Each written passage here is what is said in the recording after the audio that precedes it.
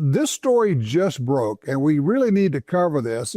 There are a lot of things going on in the Second Amendment world that don't actually involve going to, litigation or not the kind that you think of. It's like not laws and things like that. Sometimes, and we know this from the Operation Choke Point, sometimes it's the banks doing things against gun companies or people in our industry. Well, another one of those stories just broke, and we're joined right now by Brandon Maddox from Silencer Central. Now, Brandon, what the heck just happened with you and FedEx? They canceled our contract because they said they're unwilling as a shipping company to ship firearms to consumers directly. Well, but you had gone through months of discussions with them and negotiations. Hadn't they actually been to your place and they knew what you made? 100%. I mean, they knew exactly what we were doing. They knew our business model. I think it was right hand didn't tell the left hand what was going on, and the sales guy sort of overcommitted. Because the reality is we knew this because we had signed a contract with them in 2021, and then they approached us about a year ago and said, "Hey, we'd like to have all your business, even your consumer direct business," which is gunsmithing. We thread barrels, which is silencers to your front door. And we said, "Hey, you got a policy against that?" They said, "Oh, no, we don't. We changed that." So we're thinking, hey, new president in office, hopefully they, wised up and decided to be more Second Amendment friendly. So yeah, they came out here. They knew exactly what we're doing. They knew our model. I mean, they even had set up, processes for if they delivered to consumer and they're not there, how they would get it, how many attempts they would make. They clearly knew what we were doing. The big issue for us is, why is UPS willing to ship firearms to consumers? Why is the post office, but then FedEx is the only one that's unwilling to ship a firearm to a consumer? It seems like they need a little pressure to do a policy change. Well, okay. So obviously I look at it as a Second Amendment issue. For you, it's a breach of contract issue.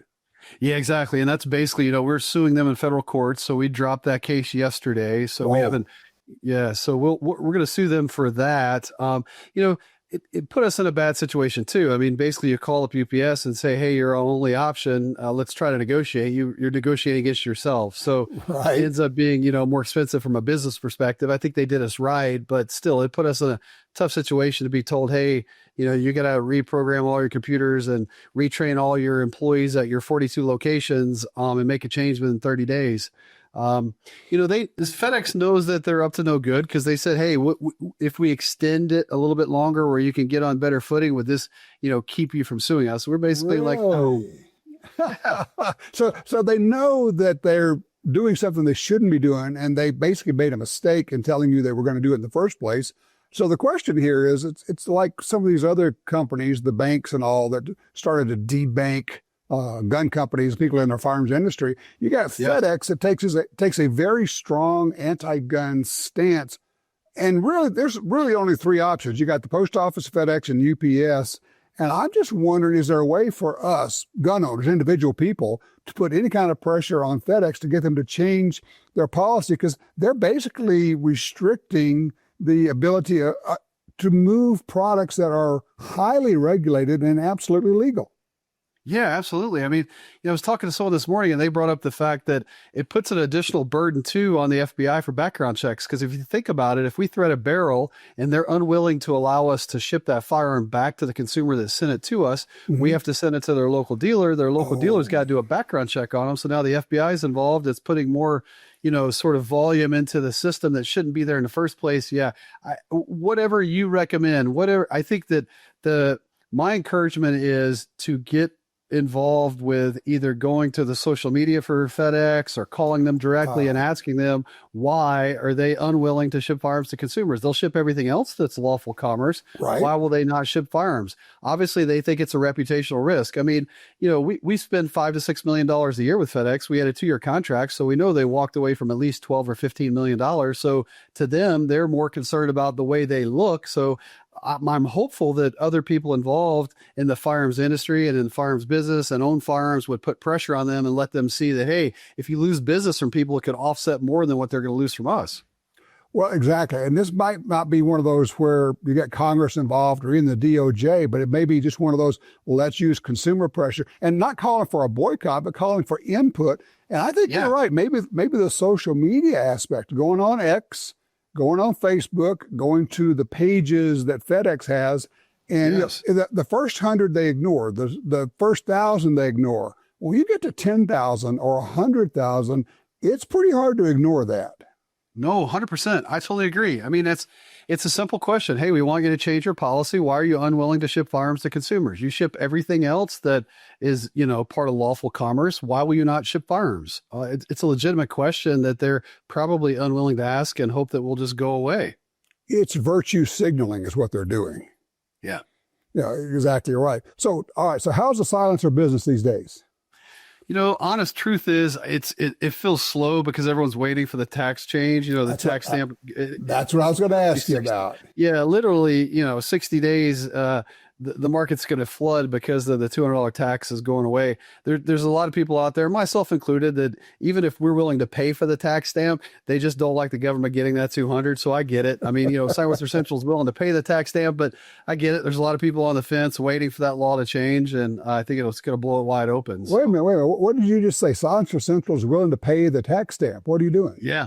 Yeah, so Silencer Central is paying the tax stamp for consumers right now. So, if you go to our website, there's a silencer you want. Most of them we have or will cover the tax stamp for you. We've negotiated with other manufacturers where, they'll pay a percent, we pay a percent, and then we get a rebate on a future order. So it ends up, covering the tax stamp now. We feel like there's probably people out there that are afraid that January inventory may be limited. And if everyone buys it once in January, the timeline is going to be longer to buy one. Of course, the government being shut down right now is going to not help that situation. But, if people get one right now we're seeing approvals on silencers. Literally 80% of approvals come back same day. Well, as we're talking right now today, we still have the government shutdown. Are they processing these right now? No, they're not. I mean, I shouldn't say that. We're processing as far as we're putting them into their system. But you are. Yeah, they're not approving them. Okay, but as soon as that's over, but you make a good point. If people are waiting right now and saying, well, in January, there won't be a $200 tax. Yeah, but now you're going to have maybe a 5, 10, 50 increase, 50-fold increase in people buying. Yeah. And you could really look at some long wait times. And right now, you don't even, at least we don't have to pay the tax stamp if you're willing to do it.